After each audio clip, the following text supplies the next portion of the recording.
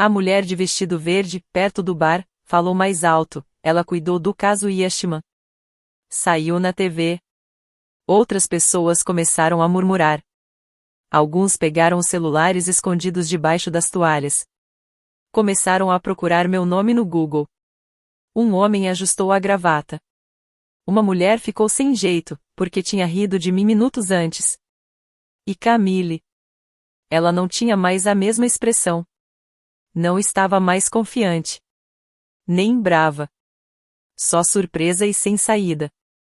Eu não sabia que ela ainda trabalhava com isso, ela murmurava. Achei que tinha parado. Então eu me levantei. Não com raiva. Com calma. Dobrei meu guardanapo, coloquei em cima do prato. Cada movimento parecia ter peso. Mas não era forçado. O peso sempre esteve lá. Eles é que nunca viram. Olhei para Jonathan uma última vez. Falei baixo, quando as pessoas não fazem perguntas, elas não deviam se surpreender com as respostas. Camille abriu a boca, mas nenhuma palavra saiu. Ela olhou para nossa mãe e nosso pai. Os dois estavam parados. Minha mãe com a boca entreaberta. Meu pai todo pálido. Eu passei por eles. Passei pelos sussurros, olhares tortos, caras sem graça. Não precisava fazer drama. Não precisava explicar nada. O veredito já tinha sido dado. Eu não fiquei para sobremesa. Não tinha mais o que dizer. Nem nada mais doce do que o silêncio que eu deixei para trás. Lá fora, a noite parecia mais fresca. Mais limpa. Um silêncio diferente. Não o que esconde as coisas, mas o que simplesmente existe. Firme. Verdadeiro. Caminhei até meu carro sem olhar para trás. Sem aplausos. Sem despedida. Só o som das pedras debaixo dos meus pés. E a sensação de liberdade. Meu celular vibrou uma vez. Depois outra. Uma chamada perdida da minha mãe. 2 mensagens de Camille. Você deveria ter me contado. Por que me envergonhar assim? Como se dizer a verdade fosse uma ofensa. Como se fato fosse arma. Como se responder honestamente fosse um ataque. Eu não respondi. Eles não me perguntavam quem eu era há anos. Só presumiam. Inventavam uma versão mais fácil de engolir. Quando a verdade apareceu, eles não ficaram arrependidos. Ficaram expostos. E eu não estava com raiva. Não mais. Teve uma época em que eu faria de tudo para ser notada. Para ser chamada para fazer parte do grupo deles. Mas chegou um ponto em que eu simplesmente parei de precisar disso. O que eu conquistei não veio com a aprovação deles. Eu fiz cada parte da minha vida sozinha. Sem facilidade, sem aplauso, sem ter um sobrenome importante para abrir porta. Só trabalho. Trabalho sério, calado, constante. Sem brilho, sem frescura. Aquele tipo de trabalho que tem peso em lugares onde eles nunca entraram. Lá dentro, eu imaginei a confusão. Camille inventando outras versões da história. Jonathan entendendo que ele não sabia tanto assim. Meus pais sentados sem saber o que fazer comigo. A filha que eles nunca tentaram entender. Mas eu não precisava mais disso. Não era falta de visibilidade. Era falta de olhar de verdade. Eles nunca olharam para mim como eu realmente era. Agora, eles olharam. E mesmo sem falarem nada, sem dizer que erraram, alguma coisa mudou.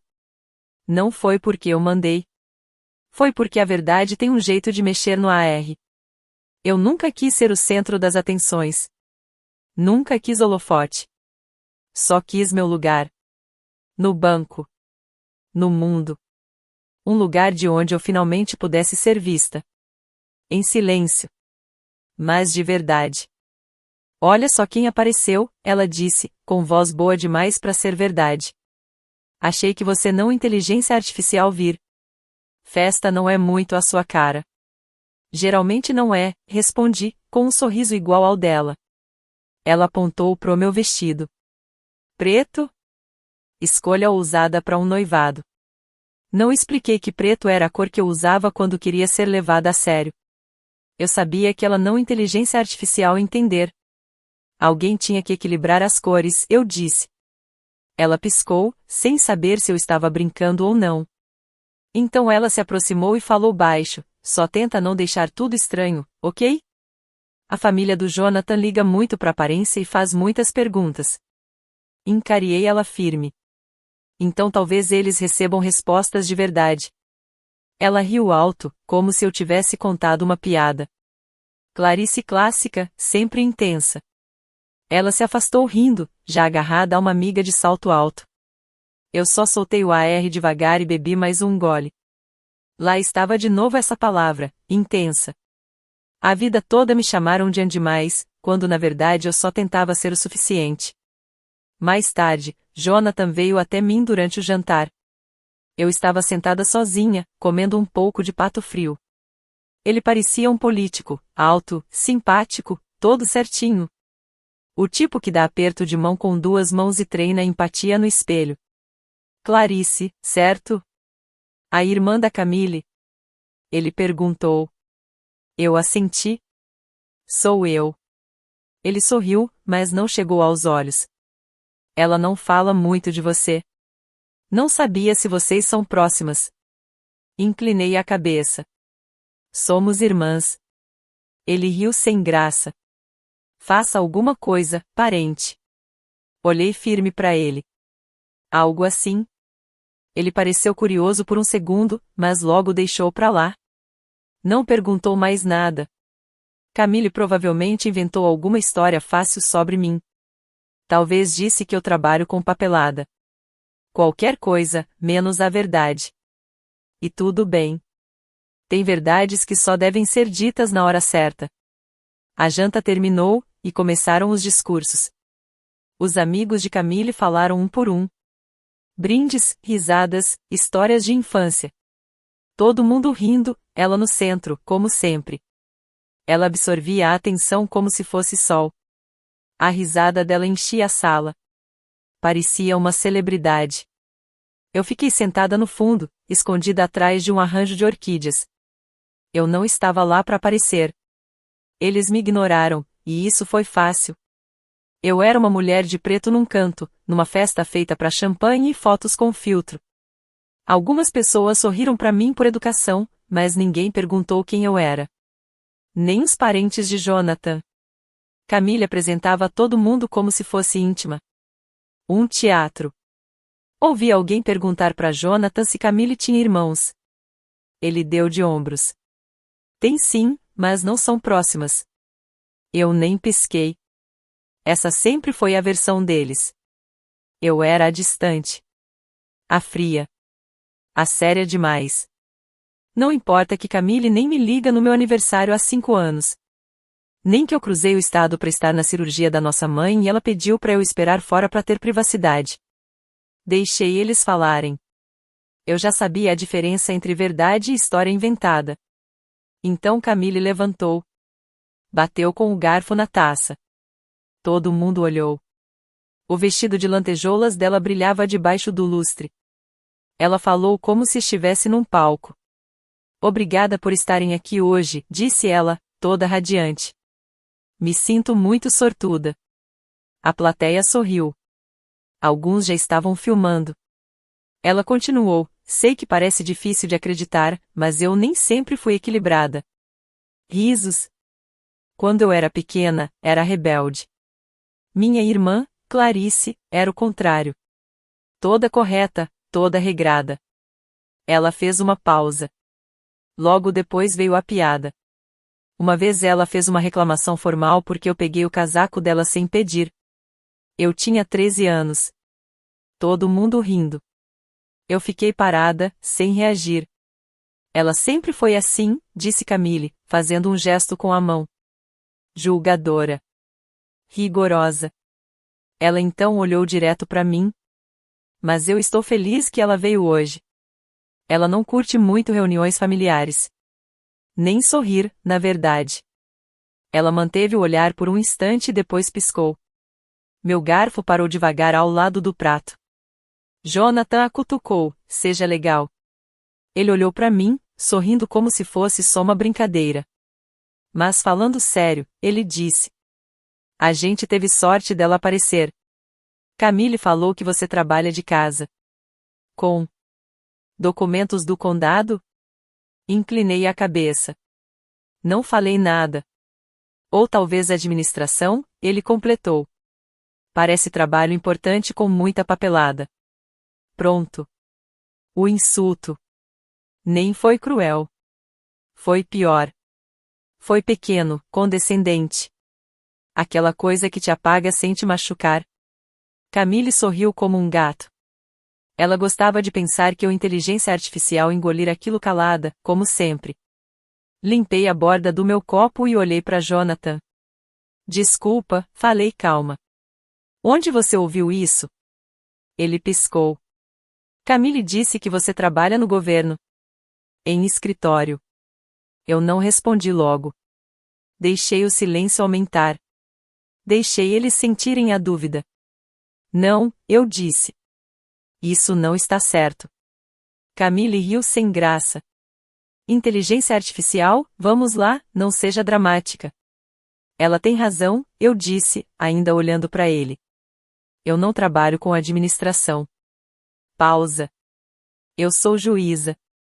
O silêncio foi imediato. Pesado. Como se todo mundo tivesse prendido a respiração. De uma mesa à esquerda, alguém falou: espera aí. Juíza Dalton? Todo mundo virou a cabeça. Alguém engasgou. Uma mulher perto do palco fechou os olhos, como se tivesse lembrado de algo. Ela sussurrou: da decisão mais justa. Eu ouvi. Camille também ouviu. Jonathan me olhava como se estivesse vendo algo novo, algo que sempre esteve lá, mas ele nunca tinha enxergado. Você é juíza? Ele perguntou. Mas dessa vez não tinha sorriso. Não tinha charme. Eu assenti. Tribunal Superior. 11º Distrito. A mão dele caiu das costas de Camille. Camille tentou disfarçar. Você nunca chegou tão longe assim. Eu não sabia, mas nem terminou a frase. Meu nome é Clarice Dalton. Passei quase toda a minha vida adulta trabalhando num tribunal, escutando mentiras. Você poderia pensar que eu já estaria acostumada com gente ruim. Mas nada machuca mais do que quando a pessoa ruim é alguém que usa um vestido bonito e tem o sorriso de uma irmã. A festa de noivado foi luxuosa. Taças de vidro tilintavam, os lustres brilhavam, e um quarteto tocava música clássica num canto. A família do noivo estava em todo lugar. Todos com dentes perfeitos, postura certinha, e uma ignorância elegante. E eu estava lá, a irmã mais velha que ninguém se preocupou em apresentar. Calada, como se fosse algo ruim. Cheguei na hora certa, de vestido preto simples, como sempre uso no tribunal. Quando atravessei a sala para pegar uma taça de champanhe, minha irmã me encarou, inclinou a cabeça e sorriu. Mas não foi um sorriso bonito. Foi um sorriso de você não deveria estar aqui. Ela sussurrou algo para as amigas, e todas olharam para mim com curiosidade e deboche. Eu não mostrei nenhuma reação. Eu já sexta assassinos tentando enganar um júri. Já sexta famílias caindo por causa de uma decisão errada. Mas naquele dia eu entendi uma coisa: as piores traições não vêm de desconhecidos. Vêm de quem sabe exatamente como te machucar. Muita gente pensa que ficar em silêncio é ser fraco. Mas alguns de nós aprendem cedo que ficar quieto é mais seguro. Crescer com Camille me ensinou a assumir. Ela era inteligente, a simpática, a favorita dos nossos pais. Nossa, sua irmã sabe lidar com as pessoas, eles diziam, sempre que ela mentia ou fazia carinha de triste para escapar de algum castigo. Enquanto isso, eu era a séria, a que lia no canto, a que corrigia os professores. No ensino médio, Camille começou a me chamar de chata. Fazia festas e não me convidava. Dizia que eu tinha sido adotada pela biblioteca. Zombava das minhas roupas. E nossos pais rindo junto. Mamãe ria. Papai olhava pro prato. Ninguém nunca me perguntou o que eu queria ser. Então, eu não reclamei. Estudei. Sumi nos livros e nas leis. Aprendi a ganhar discussão sem gritar. Enquanto Camille brincava de ser popular, eu me formei cedo e passei na faculdade de Direito. Ninguém em casa comemorou. Quando a carta chegou, Camille só disse: "Ah, vai ser uma daquelas advogadas chatas." Eu não respondi. Não precisava. Depois da formatura, me mudei para outra cidade e trabalhei com um juiz federal. Processei muitos casos de crimes de ricos até que meu nome ficou conhecido entre os advogados. Fui nomeada juíza com 38 anos, a mais jovem do meu distrito na época. Saiu no jornal. Meu nome estava na primeira página, com minha foto na frente do tribunal, segurando a toga. Mandei uma cópia para meus pais. Ninguém me ligou. O silêncio deles já não me surpreendia. Eu já tinha aprendido a diferença entre ficar longe e ter paz. Não doía mais como antes. Eu tinha minha vida, meu tribunal, meu espaço. Usava meu título como armadura e minha voz como faca para cortar mentiras e dramas. No tribunal, todos me ouvem. Na minha família, eu ainda era só a irmã mais velha. Sexta Camille poucas vezes depois disso. Casamentos, aniversários, feriados em que minha mãe pedia para fingirmos que ainda éramos próximas. Camille sempre chegava com roupas brilhantes, salto alto e histórias sobre como sua vida social era cansativa. Eu sentava lá, escutando tudo, pensando como alguém pode falar tanto sem dizer nada importante. Não nos falávamos há mais de um ano quando recebi o convite. Um envelope branco brilhante, com detalhes em ouro rosa e um perfume forte. Dentro, um cartão dizia: "Venha celebrar o noivado de Camille Dalton e Jonathan Pierce." Não falava nada sobre mim. Nenhum bilhete. Depois veio uma mensagem: "Oi, mana, se não puder vir, tudo bem. A família do Jonathan é um pouco famosa. Tenta não usar nada muito sério, ok? Beijos. Camille." Muito sério. Essa frase ficou na minha cabeça. Ela não fazia ideia do quanto eu era séria. Quantas vidas eu já tinha mudado com um golpe de martelinho. Quantos homens de terno me chamaram de Vossa Excelência com vozes tremblando. Ela ainda me via como a garota com roupas usadas, grudada nos livros. Eles nunca me conheceram. Nunca perguntaram. Então comprei um vestido preto, simples e elegante. Fiz minhas próprias reservas, recusei o hotel que ela ofereceu. Peguei um avião, aluguei um carro e voltei para aquele lugar pela primeira vez em décadas. Não para ir atrás deles, mas para enfrentar o silêncio que me acompanhava há anos. Estava pronta para quebrar isso. A festa era num lugar de vidro no topo de um morro, com jardins arrumados e manobrista. Um lugar que você não aluga por gostar, mas para mostrar que pode pagar. O nome de Camille estava em letras douradas na placa de entrada.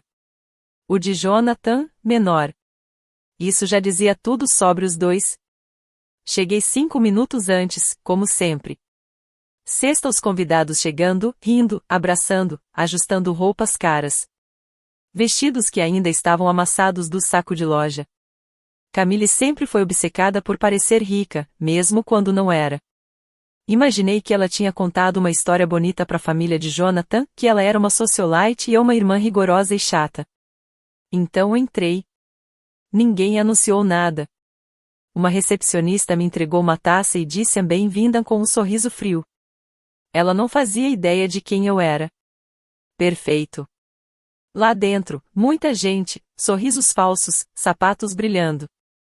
Todos ao redor de Camille como se ela fosse uma estrela. Fiquei no fundo, bebendo calada, observando. Ela estava linda. Mas beleza não tem nada a ver com caráter.